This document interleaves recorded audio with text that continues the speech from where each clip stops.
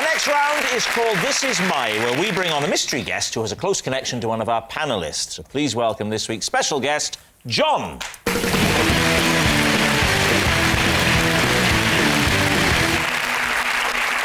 Right, Charlie, we'll start with you. How do you know John? This is John. On Valentine's Day, when I was 17, I presented him with a dustbin for his daughter. Nina, how do you know John? This is John. He was the first person ever to have a drink at the Queen Vic, and the first person ever to have a curry at my restaurant, the Argy Bargy. And Lee, what about you? This is John, and he is the previous owner of my house who still pops round with his deck chair so he can sit in my garden on sunny days. All right, so there we are. David, where do you want to start? Ooh. Well, Charlie, this is quite a complex series of events. You presented him with a dustbin on Valentine's Day when you were 17 for his daughter. Yes. I intended to give the bin to her, but she wasn't there. So I gave the bin to John. What was the name of his daughter? Ted Rogers.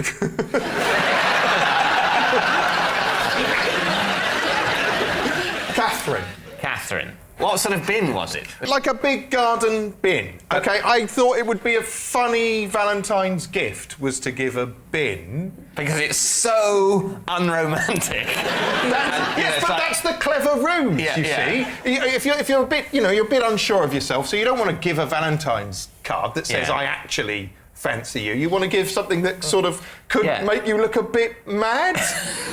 What was that? Was there a note with the bin saying poem? I put her initials on it. You could get these sort of gold initials. You can ask for a bin to have like nice gold initials or a something nice sentiment written on it. Can't you? A lot of companies do that to bins.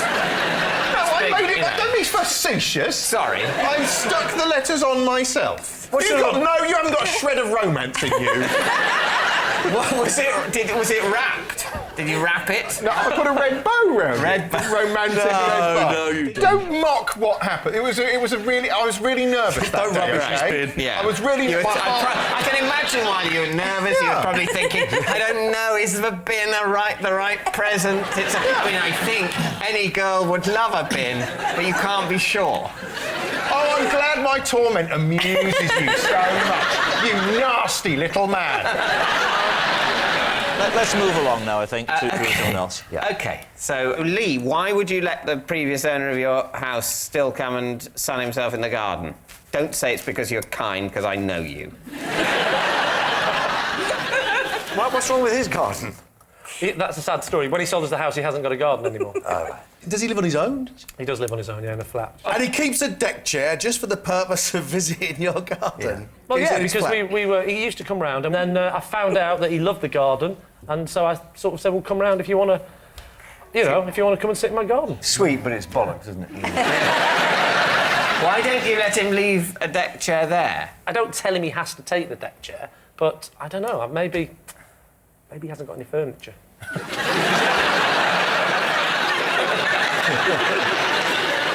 Nina, remind us. Sure. John is basically a supporting artist that has been there since day one, 25 years on EastEnders, and he's known as being the first of everything. So he'll be the first who had a drink at the Vic, he's the first who has been in the laundrette, he's the first who's kind of done any set. And also, you say he was the first person to eat in... To have a curry since the Masouds have owned the Argy Bargy. Well, that's very... That's very plausible. Yeah. But at the same time, could have been made up. Can I just check something? What? Is he the first in every... Well, he's not. He's the bloke that comes around my house and sits in the garden. But if he wasn't... is he the first... Well, imagine he wasn't, right?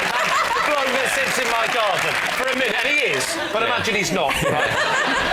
It turns out you're telling the truth. It's a great This is one hell of a ballsy double.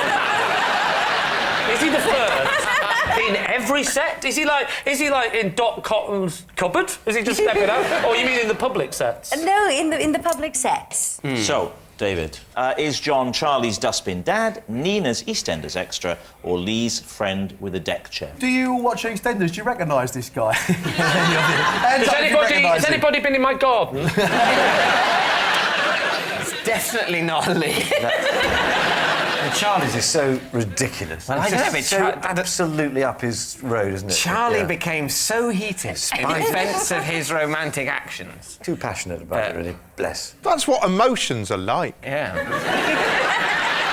It's a hell of a thing to get back in touch with the father of someone you I think were that's infatuated with years ago and who you gave a bin to. I mean, it's possible, but it's a lot easier to get in touch with the regular supporting artist on the show that you work on. You're right. You're absolutely right. Come on, then. What are you going to say? OK, Nina. You're going to say Nina is telling the truth. John, would you please reveal your true identity? I'm John, and when Charlie was 17...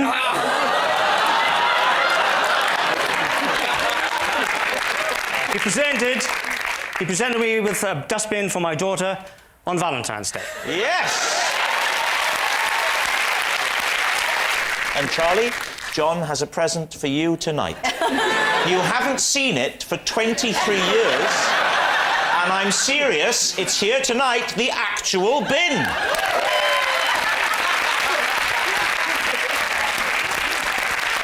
And there are the initials on there. Charlie, you old romantic, you. So there, you cynics. Thank you, John. Well done, Charlie. For 6 years, I pretended to a girlfriend that I was partially deaf. Seems reasonable enough.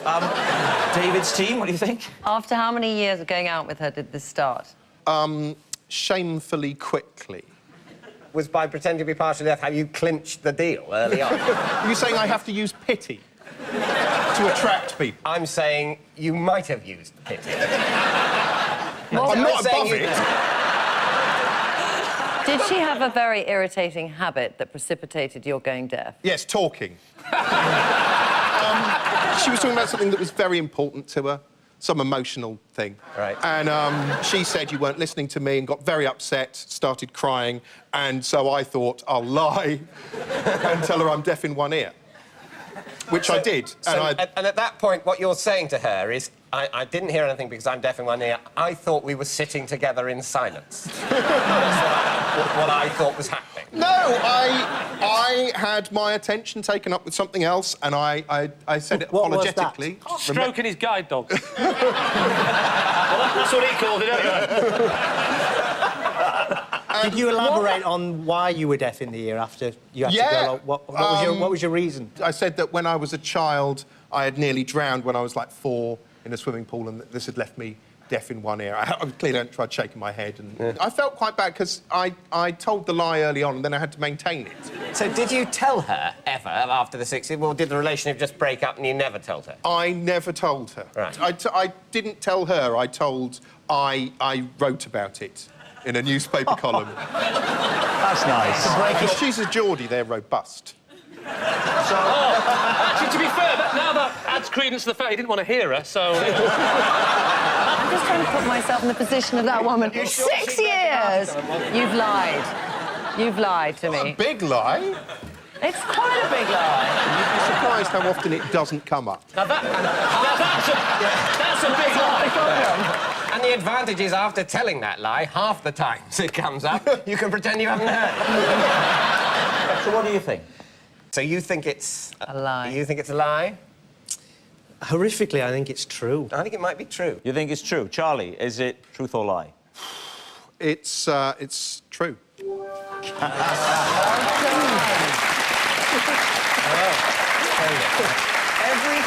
Everything that you just told us is true. Yes, I'm afraid. I'm afraid it is. And it was terrible. It was such a burden. Oh, poor you! Well, the first time I introduced her to my parents, we're going down to meet them on the train. I suddenly thought, oh, God, she's going to mention the... And so I had to turn round to her and say, don't bring it up, my mother blames herself. I didn't want to lose her. I was desperate. Having told this terrible lie, I was locked into it. I daren't tell her I was going to... Can't you see that... Don't you find that moving? You, cold-hearted monster! I'm not having this! You can't call us cold-hearted. You've lived People a make 6 year mistakes, life. David! Yes, and for which they must be punished. Oh, yes, it's amazingly true. Charlie did pretend to a girlfriend for 6 cruel years that he was partially deaf. Ironically, like all his other girlfriends, she was partially sighted. I once refused to pick up my girlfriend from the station because I couldn't bear to step over a spider that was between me and my front door. David. Was this out of fear or respect for the spider? Kind of a combination of both. What happened was she rang me, and it was late at night, and so she wanted me to go and be a gentleman, walk her home. So I had to tell her. And you were I wouldn't prepared come to again. tell her that you were too frightened to walk across the spider to collect it from a dark station in the middle of the night. It was a big spider. How pathetic was that? Listen, it caused a huge argument because I was refusing to let... She was saying it's that she didn't want to walk through the streets of London. It was quite frightening. At night, and I was going, yeah, but there's a spider. There's a spider here, which is real. You're scared of some notional threat. I can see one. Get a stick or something, give it a little tweak and it'll run away. And he has faced spiders in the jungle. And Lembit Opik. We still don't know how she got in, you got out, and then what happened? Well, obviously I was scared, so I dropped a Yellow Pages on it. I kill spiders without any With only hours and hours of terrified hesitation. David, which way are you leaning? Could be true, but that's so often the case on this game. I think it's a complete lie. You think it's a complete lie? Yeah. If it's true, I feel very sorry for Charlie, actually. Because it's so pathetic. Just openly pity me, for I God's hate sake. it when there's so much riding on whether something's true or a lie. It's easy when it's just the game, but now it's your whole view of Charlie. What do you think? A lie. You think it's OK, we're going to say... Say a lie? It's a lie. OK, David's team think it's a lie. Charlie, were you telling the truth or were you telling us a lie? It's actually a hideous truth.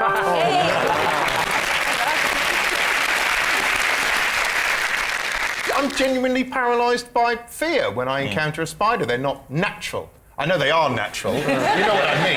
I don't like spiders at all. I would sort of agree with you, Charlie. They are basically monsters. Yeah. But fortunately, they are tiny. I tell you what spiders would scare me. The spiders that kill you in Australia. The spiders that hide in toilets and bite you on the arse just when you're at your most relaxed. And then you don't see them, you die happy. You die happy. You die in the moment of relaxation, the glorious moment of ingestion, and then all gone. Can I ask you, David, is that the only time you truly relax? Even then, I don't truly relax. Yes, it's true. Charlie did refuse to pick his girlfriend up because he couldn't step over a spider on the stairs. The best way to get rid of a spider is with a glass and a piece of cardboard. You put the cardboard over the spider, then bash it to death with the glass. Our next round is called This Is My. We're about to bring on a mystery guest that each of Lee's team will claim to have a special relationship with, but only one of them will be telling the truth, and it's up to David's team to decide who. So, please, welcome this week's special guest, Donna.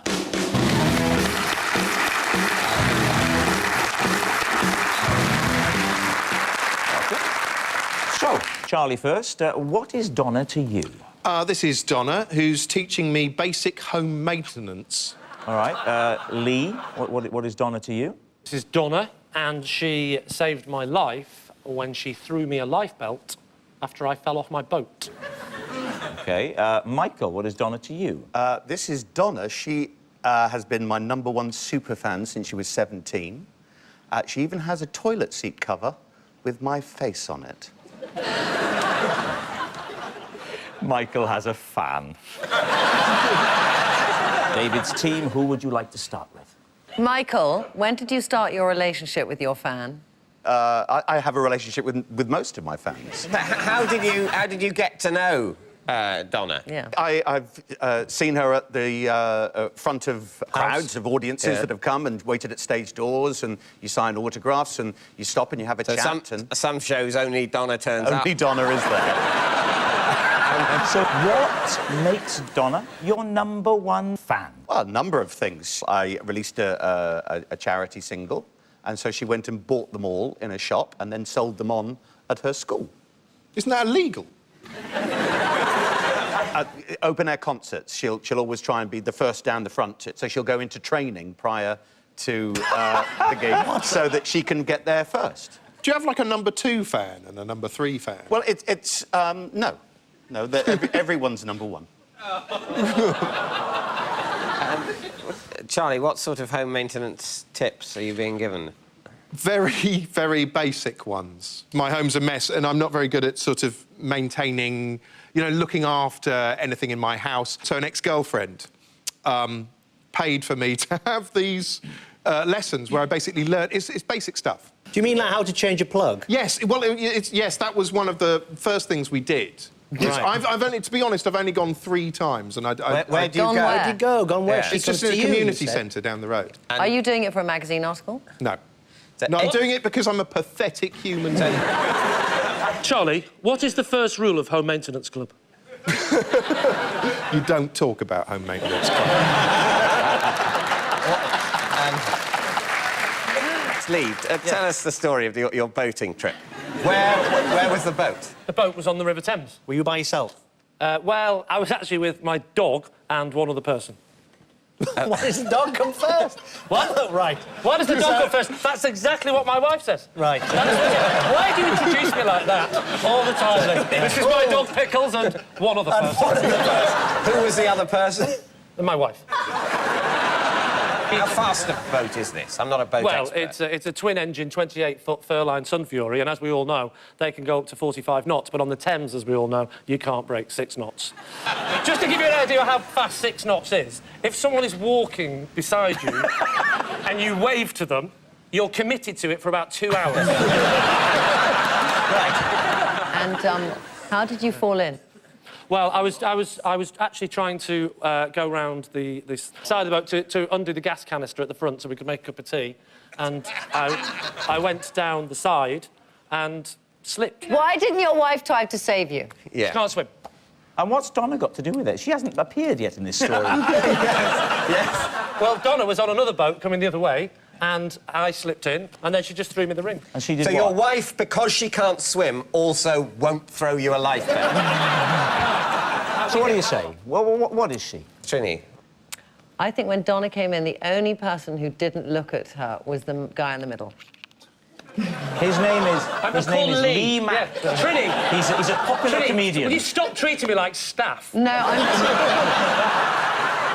I can't decide between Michael and Lee. I don't believe Lee would go boating very much. And Why wouldn't I go boating very much? Just doesn't Well, suit you. Why? All right, then she saved me when I was trying to chase after a whippet. Reece, do you have any suspicions which way this should go? I think that Lee is telling the truth. you think Lee? Yeah. OK, but let's your go answer? with Lee. OK, Donna, would you reveal your true identity? I'm Michael's #1 fan.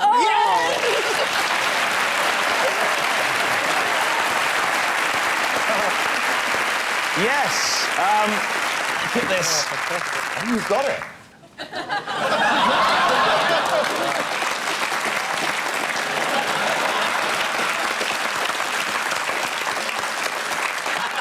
We say congratulations to Donna, and thank you very much indeed for coming, Donna. Thank you.